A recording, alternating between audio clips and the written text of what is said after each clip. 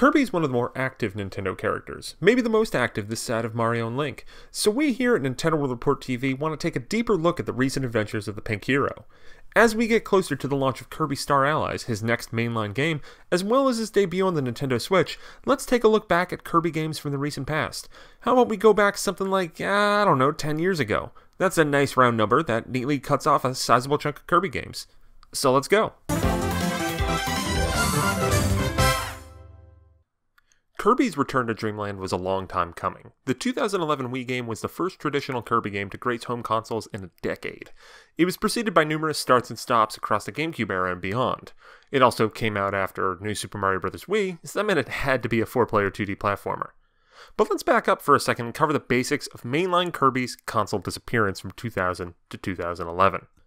A Kirby game was announced for GameCube at E3 2005, further backed up by the game's appearance on various Nintendo release lists over the next few years. By late 2006, this Kirby game was listed for Wii. By 2007, this unknown Kirby game had essentially been abandoned and resurfaced in 2009, expected for release later that year, then appeared on the 2010 release list without a release window. Kirby's Epic Yarn was revealed at E3 2010, and this Kirby game was thought to be gone, and then in early 2011, Nintendo officially announced the game during an investor briefing at E3 2011. It was playable, and then it was released in late 2011.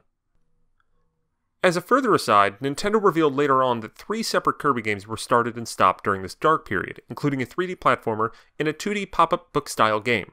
The more traditional of the 3 was the basis for the eventual Wii release. Heading back to Return to Dreamland, that game was, well, at its heart, just that, a return to Dreamland. It was a return to that classic Kirby style. The heart of this side-scroller wasn't that different from your typical Kirby platformer. The new elements were some more copy abilities and super abilities, which were kind of like the equivalent of Mario getting a Mega Mushroom in New Super Mario Bros. On DS. The 4-player co-op was also part of the hook, and players 2 through 4 could play as different colored Kirbys, as well as Meta Knight, King Dedede, or a Banana Waddle Dee. They couldn't use copy abilities with the non-Kirby heroes, though, and instead were relegated to souped-up versions of Sword, Hammer, and Spear, respectively. That made for a fun multiplayer experience. Personally, Return to Dreamland didn't click as much for me, and I always attributed that to my initial playthrough being almost entirely in single-player.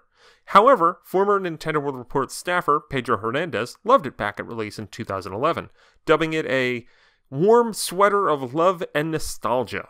He trumpeted the success of the classic feel, but did note that to some, it might just feel like an old-school Kirby platformer in a new hat. This game is very clearly one of the closest comparisons to the upcoming Kirby Star Allies on Switch. While Return to Dreamland's success did lead to a pair of excellent 3DS games, Star Allies seems to take Return's ideas and builds on them, with more multiplayer mayhem, abilities, and puzzles. If you're just bubbling with anticipation for Star Allies, check out Kirby's Return to Dreamland. It's on the Wii U eShop if you missed out on the game when it hit the Wii. We walk down memory lane on our walk down memory lane next time with Kirby's Dream Collection, the 20th anniversary celebration of our hero.